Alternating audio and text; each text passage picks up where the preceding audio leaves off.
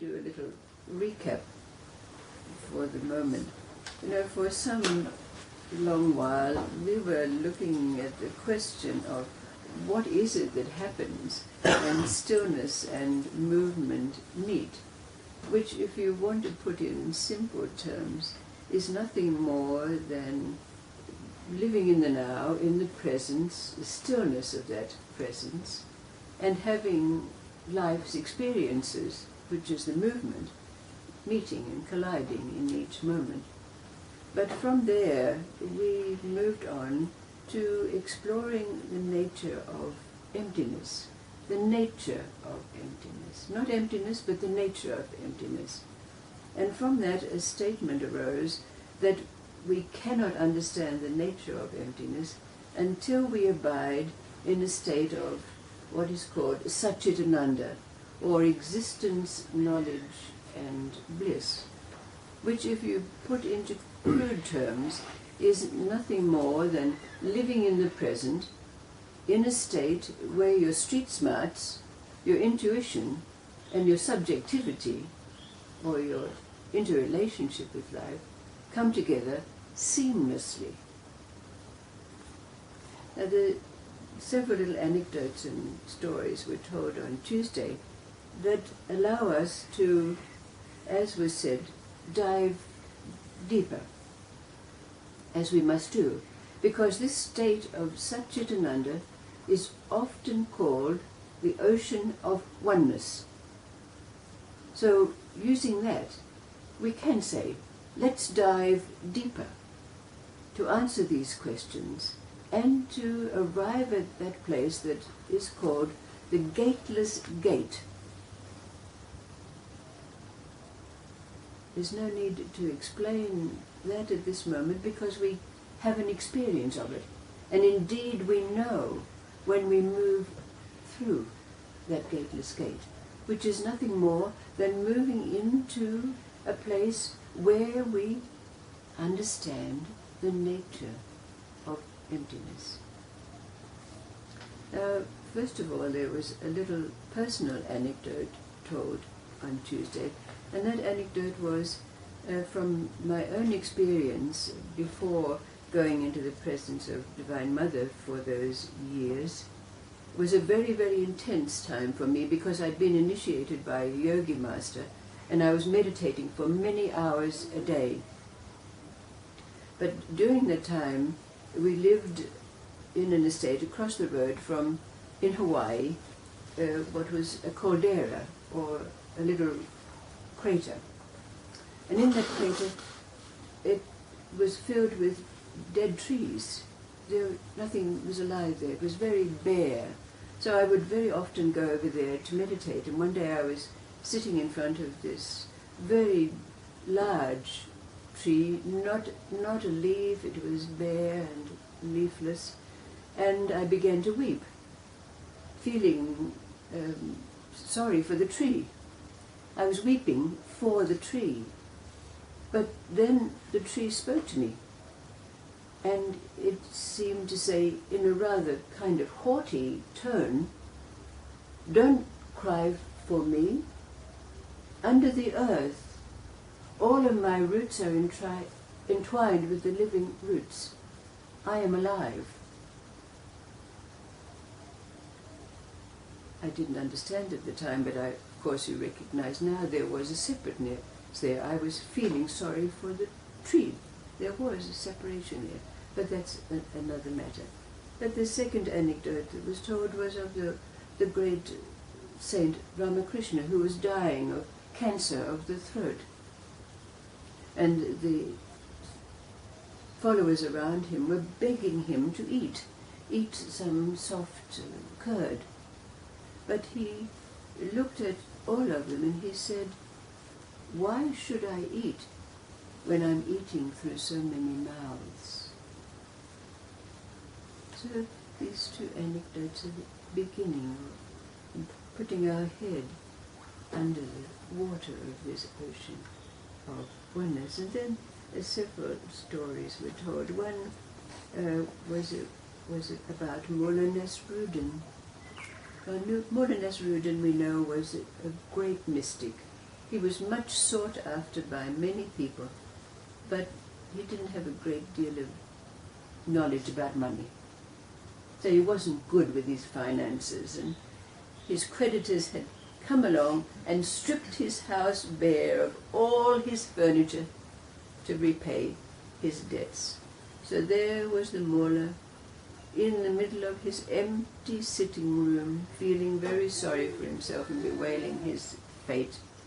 So he knelt down on the floor in the middle of his sitting room, and he put his turbaned head on the floor, dejected.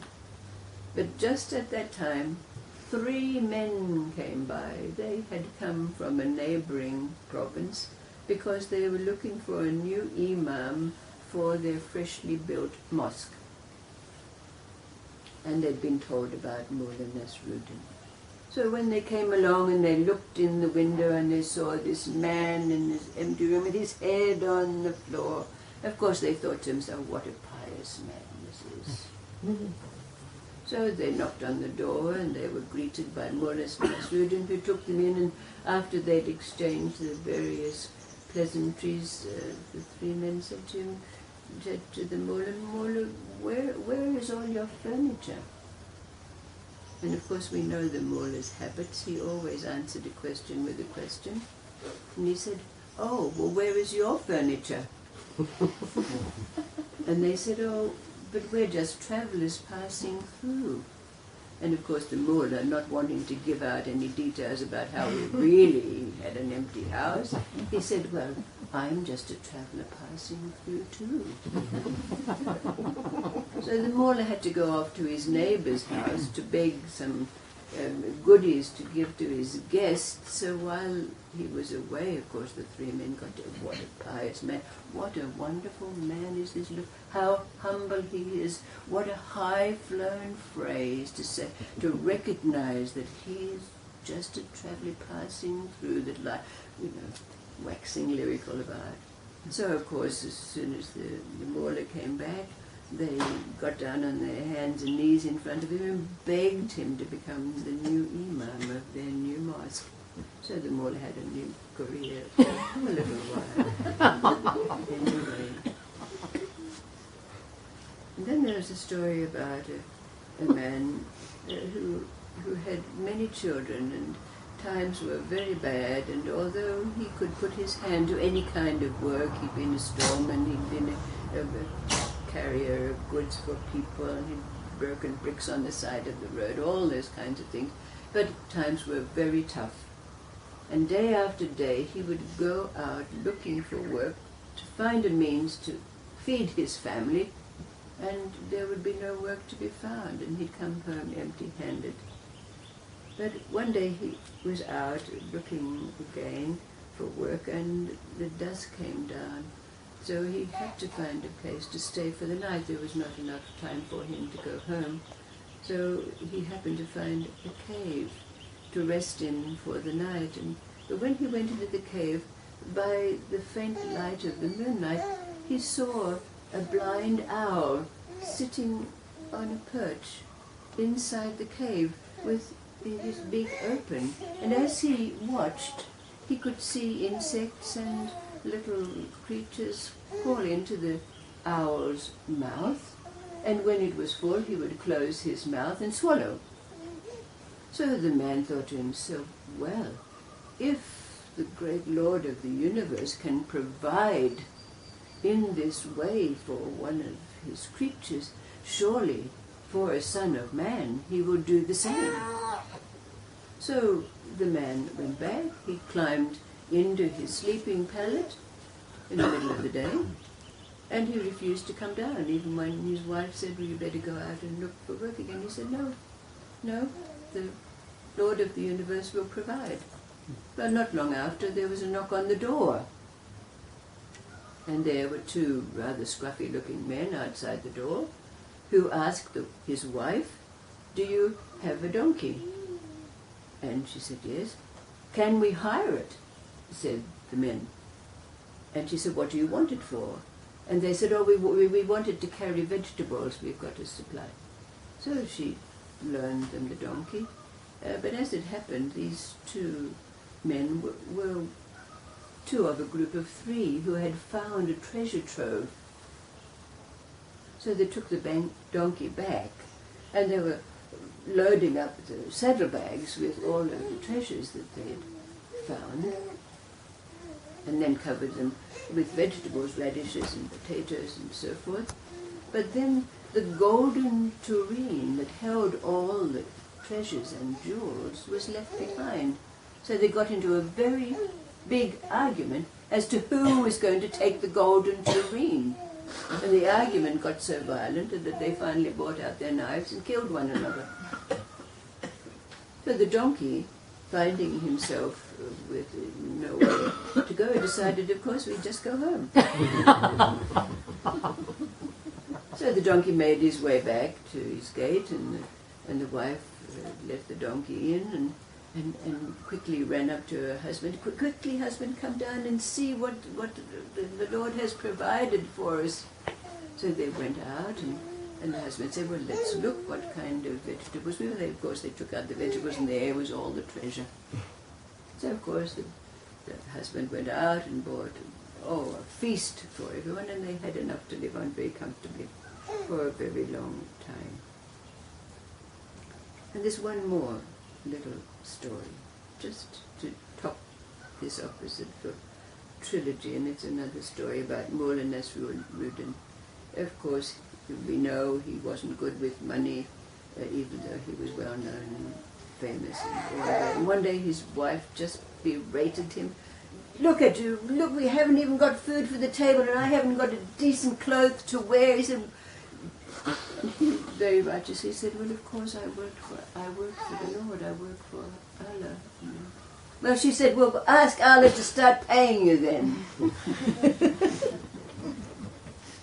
So, of course, Mullah Nasruddin goes out into his garden and he looks up at the sky and he says, oh, Lord of the universe, Allah, you know that I've served you well over these years.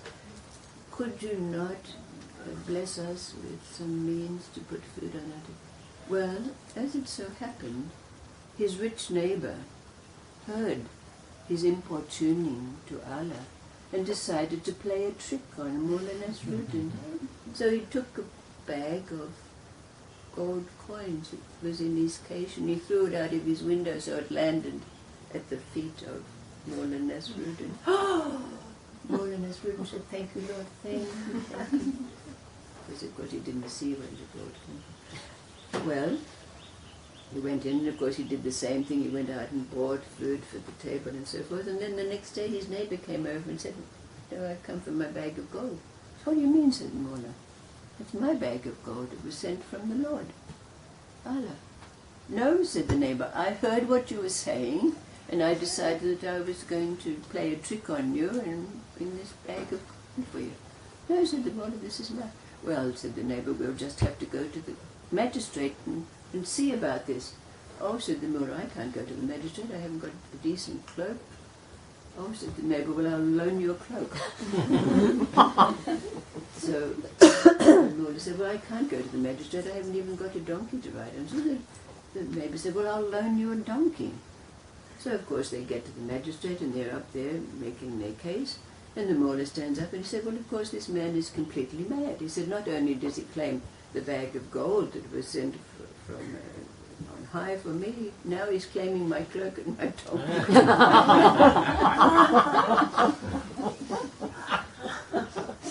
Bad time.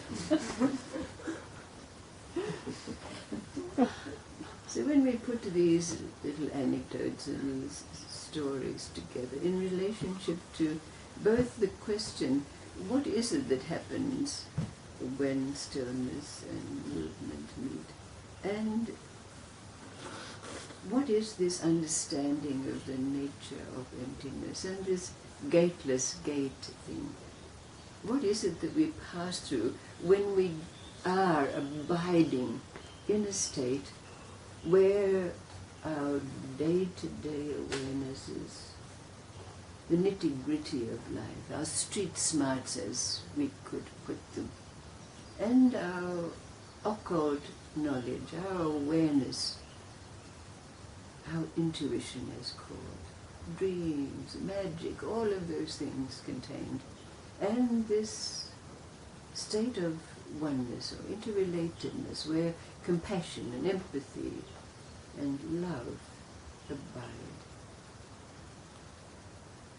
How does it bring us to this place called the gateless gate?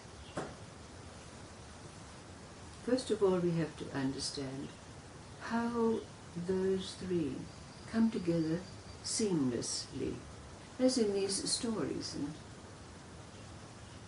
it's quite seamless, the workings of it, isn't it, in these tales of Moorland as we do.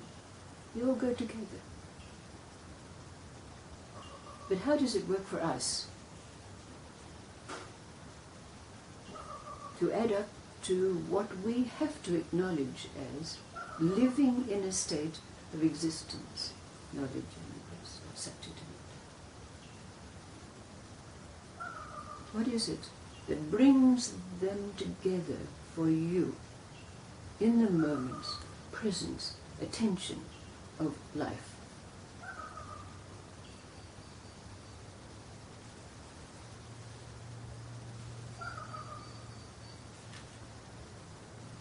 What is it that's there for the mullah? What was it that was there for the man brought to this place in Bikini?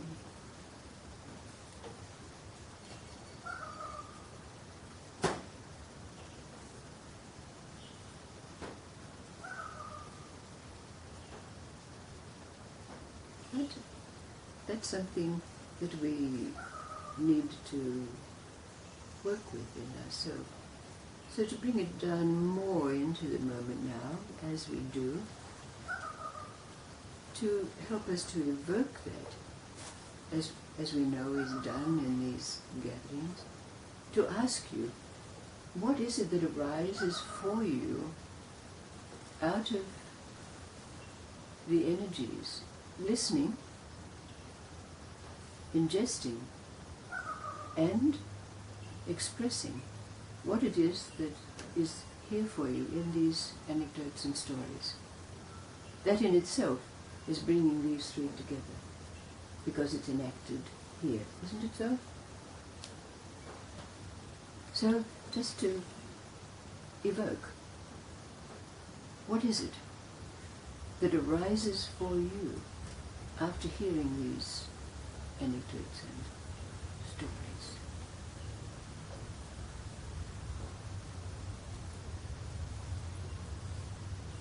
It's there now, as a thought. What comes to me is effortless. Effortless. Effortless. Non-doing. Yes, non-doing. Absolutely. Effortless. Non-doing. Feel faith.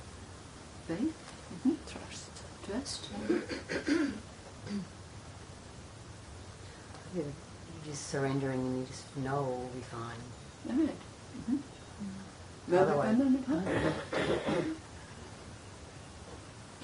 So there we have it together, isn't it? So we see how it works for us. We see how it works. And it's not because we have the word effortless in our mind or trust in our mind. It's not there. And yet this is the effortless. What does the effortlessness arise out of in the moments now?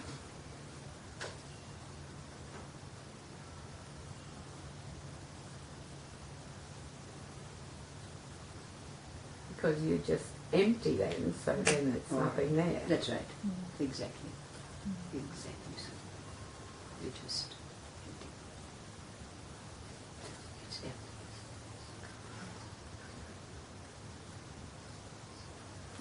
Out of a drum. Let's go.